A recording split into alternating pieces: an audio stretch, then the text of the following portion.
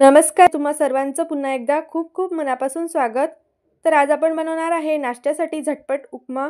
अगदी नाश्ता सेंटरवरती ज्या पद्धतीचा उपमा भेटतो त्याच पद्धतीचा आपण उपमा घरच्या घरी बनवून तयार करणार आहे। तर या ठिकाणी तुम्ही हा उपमा बघू शकता, किती छान मस्त सॉफ्ट आणि दाणेदार असा बनवून तयार झालेला आहे।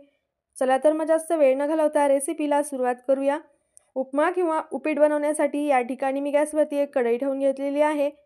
कढईमध्ये आपल्याला 1 वाटी एवढा बारीक रवा टाकून घ्यायचा आहे। तर हा रवा आपण सुरुवातीला कोरडाच भाजून घेणार आहे। यामध्ये मी तेल किंवा तूप अजिबात टाकून घेतलेलं नाहीये।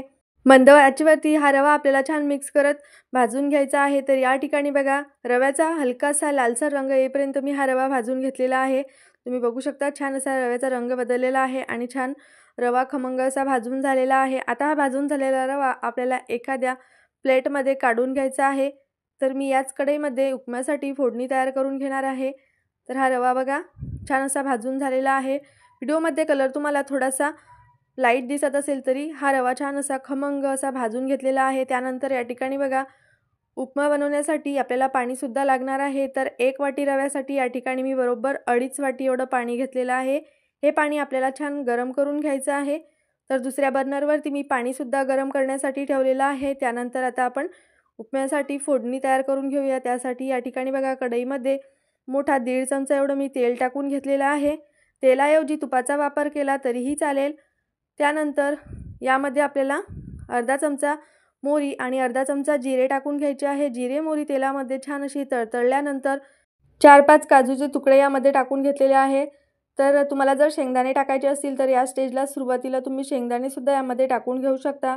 त्यानंतर 2 उभ्या पातळ चिरून घेतलेल्या हिरव्या मिरच्या यामध्ये टाकून घेतलेल्या आहेत। कढीपत्त्याची 7-8 पानं आणि एक छोट्या आकाराचा बारीक चिरलेला कांदा यामध्ये टाकलेला आहे। तसेच आज मी मटार घालून हा उपमा बनवणार आहे। तर अगदी पाव वाटी एवढे ताजे मटार या ठिकाणी मी टाकून घेतलेले आहेत।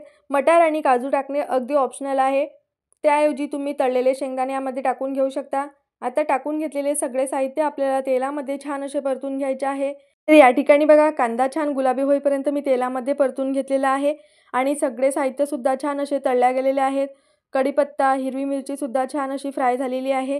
अतिशय छान अशी आपली खमंग फोडणी बनवून तयार झालेली आहे। तर या स्टेजला आपल्याला यामध्ये भाजून घेतलेला रवा टाकून घ्यायचा आहे। टाकून घेतलेला हा रवा आपल्याला फोडणीमध्ये छान असा मिक्स करून घ्यायचा आहे।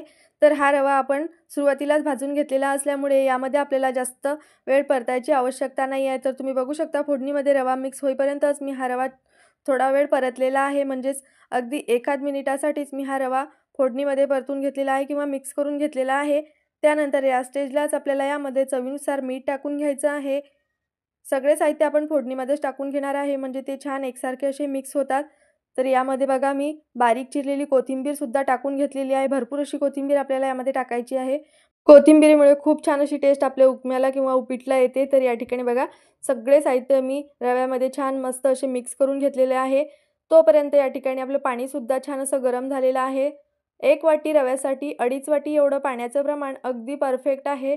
तर या ठिकाणी मी बारीक रव्याचा वापर केलेला आहे। तुम्ही जर जाड रव्याचा वापर करत असाल तर या ठिकाणी बघा, तुम्हाला पाण्याचं प्रमाण जे आहे ते थोडंफार कमी जास्त लागू शकते।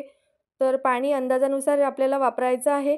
सगळं पाणी मी छान रव्यामध्ये मिक्स करून घेतलेलं आहे। त्यानंतर सगळ्यात शेवटी आपल्याला 1 चमचा एवढं तूप उपम्यामध्ये टाकून घ्यायचं आहे आणि छान असं मिक्स करून घ्यायचं आहे। तर या पद्धतीने वरून 1 चमचा तूप टाकून घेतल्यामुळे आपल्या उपम्याला टेस्ट तर खूप छान येते, त्याचबरोबर उपमा छान सॉफ्ट आणि दाणेदार असा बनून तयार होतो। तर तुम्ही बघू शकता अगदी छान मस्त परफेक्ट असा हा आपला उपमा बनून तयार झालेला आहे।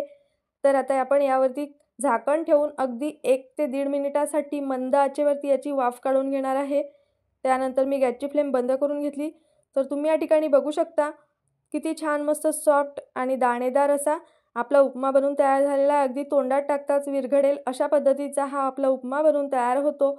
अतिशय चविष्ट बनतो। नाश्ता सेंटरवर ज्या पद्धतीचा उपमा मिळतो तशाच पद्धतीचा उपमा घरच्या घरी सुद्धा बनवून तयार होतो।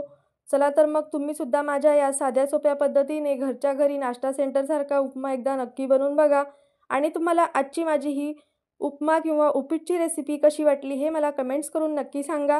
रेसिपी आवडली असेल तर व्हिडिओला लाईक करा, शेअर करा आणि अशा छान छान रेसिपीज पाहण्यासाठी या आपल्या यूट्यूब चॅनलला सबस्क्राईब करा। चला तर मग पुन्हा भेटूया आणखीन अशाच नवनवीन तसेच पारंपरिक रेसिपींसोबत। आणि आजचा हा व्हिडिओ शेवटपर्यंत बघितल्याबद्दल धन्यवाद।